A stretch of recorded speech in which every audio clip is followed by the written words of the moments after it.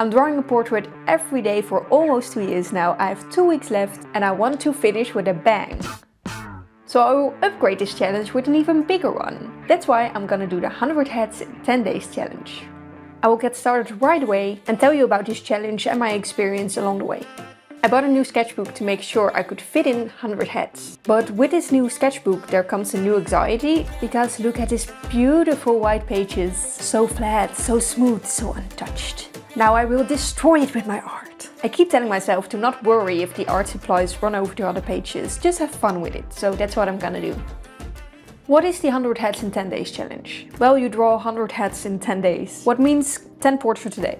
This challenge started with the artist and YouTuber Ahmed Aldoori. With one of his Patreons, Daniela, he made a Pinterest board with all these reference photos with portraits. Ahmed Aldoori is much more into character design. And he didn't choose only portraits from real people, but also a lot of sculptures. I never did that before, so that will be interesting. If you are also interested, there's a link to his pages into the description of this video. The first spread I finished in almost 3 hours, and that's way too slow. With this time I would spend 6 hours a day to make sure I will finish this challenge. So the next page I try to work quicker. I'm not used to drawing this fast and so small. It feels like rushing and cutting corners, but it's also very teachable. Drawing this small makes me really focus on what matters, on the face and the expression. And luckily for me, I catched up really well and I didn't stress that much for the other portraits. Because this challenge is pretty time consuming and there are much lessons to be learned. I think it's nice to give every spread another look and feel. Not only because that's what I enjoy, but I'm also easily bored. After every spread I'm just really curious about other art supplies and other colors. Also, these kinds of art supplies like fine liners forced me to become quicker because I couldn't erase anything. There's just no time to doubt a line on the paper or to be disappointed by it. So I just keep going. And with that attitude, of course, I make a mistake. I'm tired, I'm hungry, and I make this ugly thing. But no worries, after a good night's sleep and something to eat, I made a portrait to disguise this weird sketch. Is this cheating? Do you think it's cheating? I don't think it's cheating, right? After this mistake I want to be able to erase again. So here comes the spread with pencil. And weird faces. There are so many faces like this on the Pinterest board. Something I never did in the last 2 years, so that's new. It's not really my style, but I do enjoy this trip into different kind of characters. I love watercolor. I was a bit afraid that the paper couldn't handle it, but it's going really well. I can't really build up the layers, but it's nice to fill in some colors. And I'm officially at the half of my challenge. I already made 50 portraits, and since I'm catching up so well, I would like to fill in this spread with 2 impressive portraits. For these 2 portraits, there's mostly a lot of time spent on all the jewelry and all the items they have. Normally I focus more on face expressions, so also these kind of portraits are pretty new for me. As you can see, I'm not at home right now. I'm cat sitting Otje in this amazing house. The first 5 days I was spending here, but the other half of this challenge I will be spending back home. A nice moment to check out where I'm at and what I still have to do. I'm at the half of my challenge and I already did 53 portraits. That's 3 more than I needed to do, but I try to anticipate on the next 5 days. Because I don't think I have enough time every day to make sure I make 10 portraits. So I try to make more when I can. But I have to say there's a limit how much I can draw.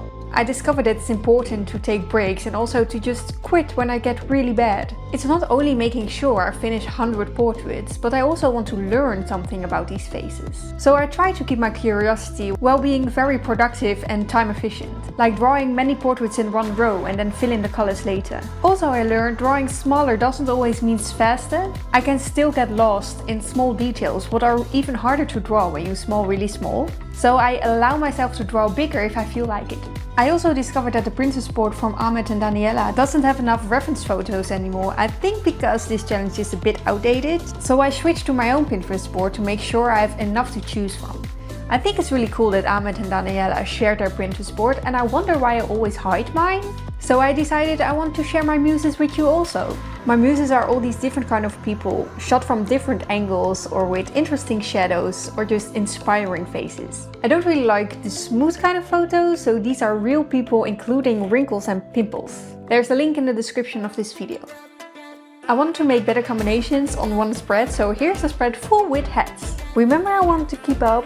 Well, the 9th day I just finished one portrait. this one. What means the last day of this challenge I have to finish 16 portraits. 16! Why did I do this to myself? I don't want to finish with shitty portraits, so I make sure I take breaks in between to keep myself sharp. I'm also pretty happy with the art supplies and the color combinations that I'm using. Using pencil, then watercolor, then fine liners again. It never gets too messy and it's challenged me in different areas. When I started, I thought I would experiment a lot with different kinds of art supplies, but I don't have time for this. It's time to finish this art challenge in style with another impressive spread. Because I have still 2 portraits to go and it fits perfectly. I will show you the results while sharing my 3 biggest lessons. And after that I will answer the question we all want to know: how much time did I spend on this challenge? The first lesson: it's really nice to see what inspires others. It helps me get out of my bubble and draw something new. Smaller doesn't mean faster. To be time efficient, make sure you don't spend too much time on little details. Just pick the ones that stand out. That's also a good way to train the eye. And the biggest lesson: I am not a machine. I really need breaks and food and sleep to make sure I can keep drawing. This way I can keep being curious.